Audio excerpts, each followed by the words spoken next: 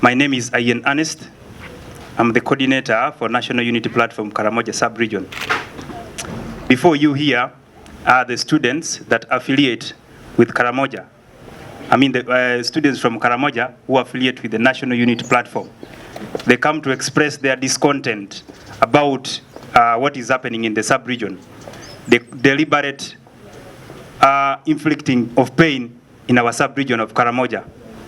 It is very, very sad that whenever I come to speak on this platform, I come to speak about only one topic of insecurity.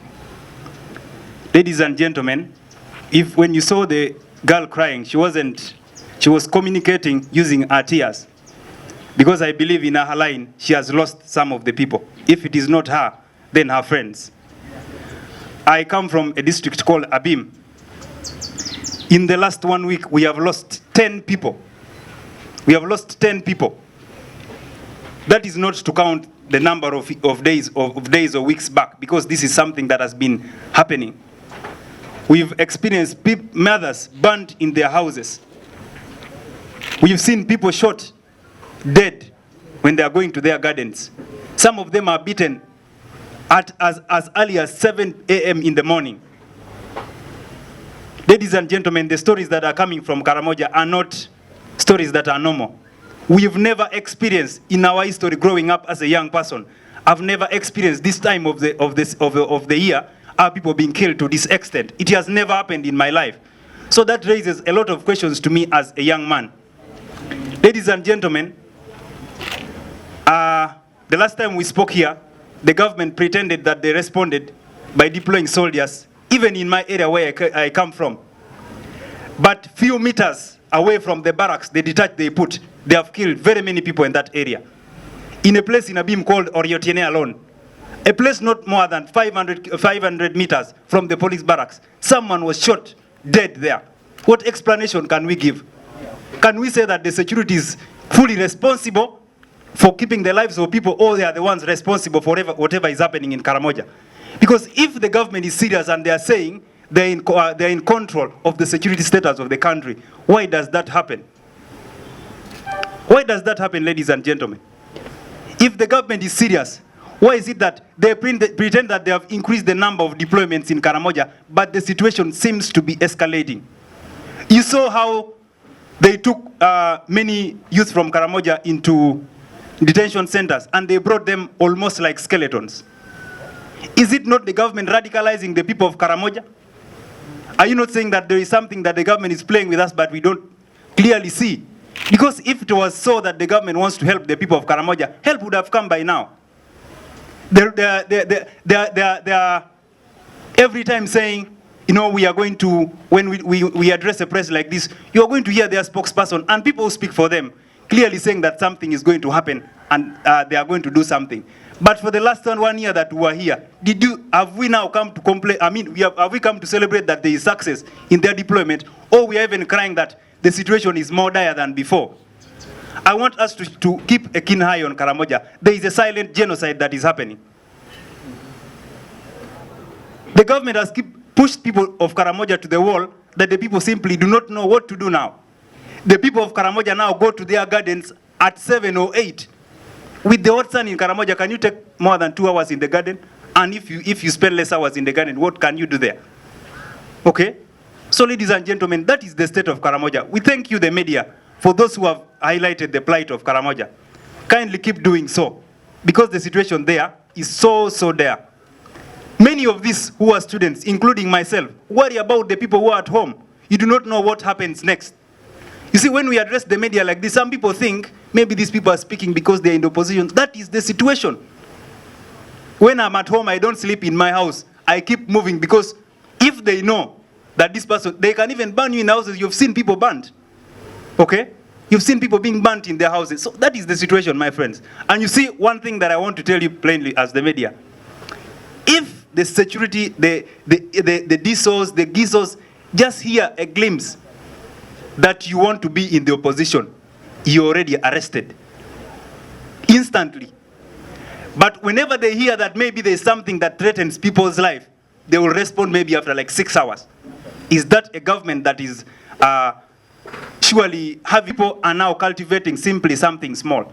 And you know, most of our people survive on what they get from the small cultivation that they do. If they reduced now from the bigger scale from what they are doing and now to something small, don't you think that we're headed for something else, a situation that is going to make people pass a supplementary budget to steal the money in Karamoja? So there is mathematics that is being played with the situation of Karamoja to fit those who are going to pass budgets to get the money from the situation of Karamoja. I want to be very, very clear to the government and to my people of Karamoja. You are on your own. In 2008, the statistics was saying that every household was having almost around 21 cows on average. But the current statistics says every household has only 4. I want to tell you, the people of Karamoja, you are worse off now than you were 10 or 20 years ago. This government does not care about you. All they care about is when they come for elections, get what they want, manipulate you, give money, 500,000 per village, and then walk away with what they want. But when it comes to saving the people of Karamoja, they clearly don't have that plan. You're deluding yourself if you think that people come to lie to you that we vote for you 99. Those are political statements to make them extract more from you. We should not be having these problems. I mean, we are one of the richest regions when it comes to minerals. But why is the situation? You have always had very many places that a region that has minerals is a cursed region. And I think that now makes a very solid statement to me that that statement is actually very true. Many people will question and say maybe now Karamoja has accessible roads and they have tarmac in Moroto. The tarmac was created when there was, then the map of Moroto was discovered. No one should lie to you because they knew they had now gotten something to extract from Karamoja. I want to give you this message, my fellow students. You are the eyes of Karamoja. You must ensure that you take the message to the Karamojongs that you are on your own and no one bothers what happens to you. You are attaining this education so that you dilute the level of ignorance that they have inflicted in our people.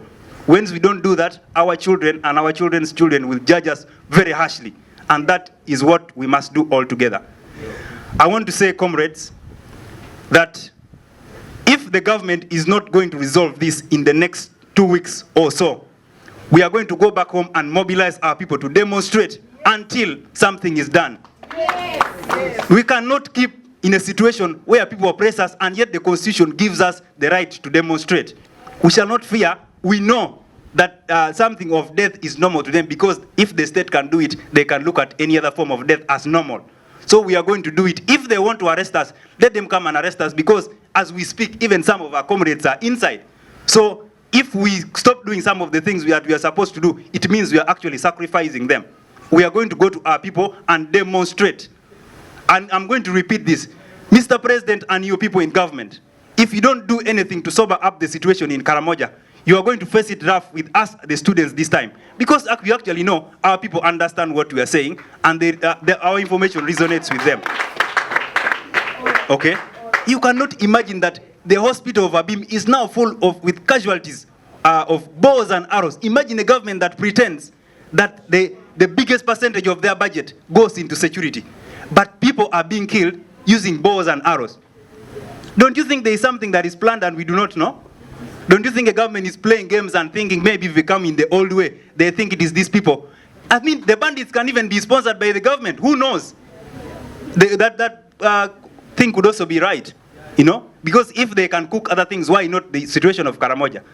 China living. There are those Karamojongs who are the time of disarmament. There are those who are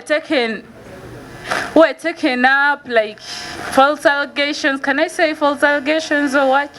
They were taken up because they were not just dwelling in towns, but they were also involved in the raids. Yet in actual sense, they were not involved and they don't have lawyers to defend them. They have suffered innocently in jail. That's because they are very poor, they're helpless, and we also call ourselves citizens of Uganda. Continue to organize beyond the media. It is now time for the offline organizing. Organizing in the spirit of the mighty people who have gone before us. Mahatma Gandhi, Nelson Mandela, Tambos, and the rest. You know them. Even our own, the Ritas, the Franks. There are so many. And let us document this, profile it, and make more demands in practice. We need to choose where we can do a caravan. Yes, we will do it because that's what our constitutional right is. Power belongs to us. We will do whatever it takes to bring knowledge, to bring information, to bring an end to these senseless killings.